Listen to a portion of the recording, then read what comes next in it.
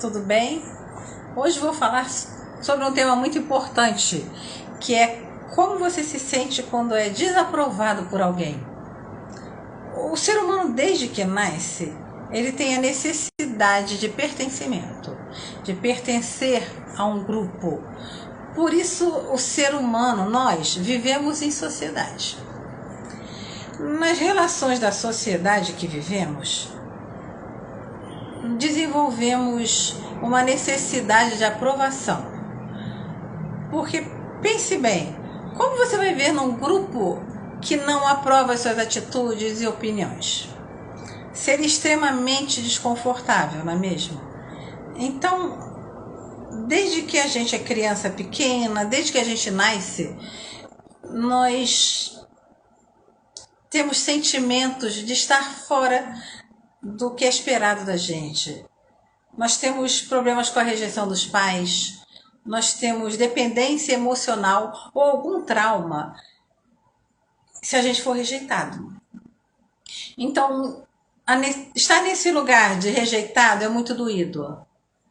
E para evitar essa exposição, muitas pessoas se diminuem para caber aonde os outros querem que elas caibam. Porque assim elas vão se sentir seguras, vão se manter seguras, vão estar na zona de conforto. Agora, você pode encarar a desaprovação como uma oportunidade, porque aí você tem possibilidade de expandir e aprender muito. Dentro do raciocínio, de ter a aprovação dos outros para evitar a reprovação, é lógico que isso vai criar conflitos e ansiedades, concordam? Porque você vai ter medo de ser criticado ou rejeitado. E aí, quando você não coloca um limite para as pessoas, você não sabe qual é o limite.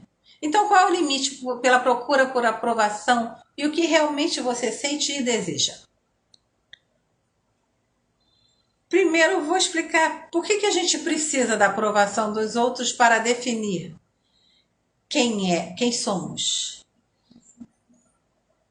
Todo ser humano busca nas relações sociais, profissionais ou amorosas a aprovação dos demais. Quando essa necessidade de aprovação é constante, o problema começa. Tanto na busca por aprovação, pelo reconhecimento, no fundo disso tem personalidades subdesenvolvidas, personalidades que não são inteiras, que têm falhas no ego. Mas esse problema começa quando a necessidade de aprovação passa a ser constante, como eu disse anteriormente. E diante de qualquer sinal pequeno de desaprovação, a pessoa deixa de acreditar nas suas convicções, nos seus valores, nos seus sonhos, para agradar outras pessoas. E quais são os motivos principais que levam alguém a ter essa necessidade de aprovação? Baixa estima, insegurança, rejeição dos pais na infância, traumas, dependência emocional, medo da solidão, complexo de inferioridade, vazio interior. Às vezes nós estamos tão acostumados com nossos hábitos e formas de agir que não paramos para pensar sobre o nosso comportamento e as consequências dele. Quando agradar os outros é o principal objetivo que a gente tem em cada decisão que a gente vai tomar, nós estamos buscando a aprovação de fontes externas. E sempre que buscamos algo no mundo exterior, para nos suprir do que deveríamos estar dando a nós mesmos, nós vamos acabar desapontados. Então, como é que podemos quebrar o ciclo da busca pela aprovação? Veja bem, quando estamos em busca de aprovação dos outros, deixamos de vivenciar o que realmente a gente deseja. Então, para quebrar esse ciclo, essa necessidade de aprovação, primeiro temos que entender de onde vem essa necessidade de aprovação. Em muitos casos, a tendência de buscar aprovação vem de algo do passado, porque somos ensinados a respeitar uma autoridade. E agora a gente pode estar se sentindo inferior, incomodado, expressar as nossas opiniões, por exemplo. Se tivemos dificuldade para fazer amigos na escola, e agora mantemos a amizade de todos, para não termos que passar pela mesma situação de rejeição passada. A rejeição do passado. Nós temos que refletir como a nossa infância ou como o desenvolvimento inicial pode estar contribuindo para o nosso atual comportamento em busca de aprovação.